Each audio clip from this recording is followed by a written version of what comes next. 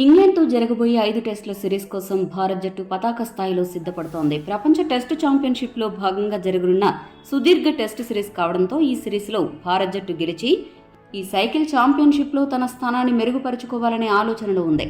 ఈ ప్రపంచ కప్ సైకిల్లో ఇప్పటివరకు విదేశాల్లో మాత్రమే సిరీస్ ఆడిన భారత్ జట్టు మొట్టమొదటిసారి సొంత గడ్డపై సిరీస్ ఆడుతోంది.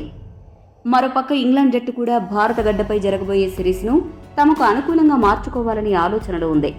ఇప్పటికే 5 టెస్టులకు సంబంధించిన ఇంగ్లాండ్ జట్టు వివరాలను ప్రకటించింది ఆ జట్టు యాజమాన్యం. వారిలో అత్యధికులకు భారత గడ్డపై ఆడిన అనుభవం విశేషంగా ఉంది. కాబట్టి వారు భారత్ జట్టుకు గట్టి పోటీ ఇస్తారు అనడంలో సందేహమైతే ఏం లేదు. కానీ మొదటి టెస్టుకు ముందు ఇంగ్లాండ్ జట్టుకు భారీ షాక్ తగిలింది.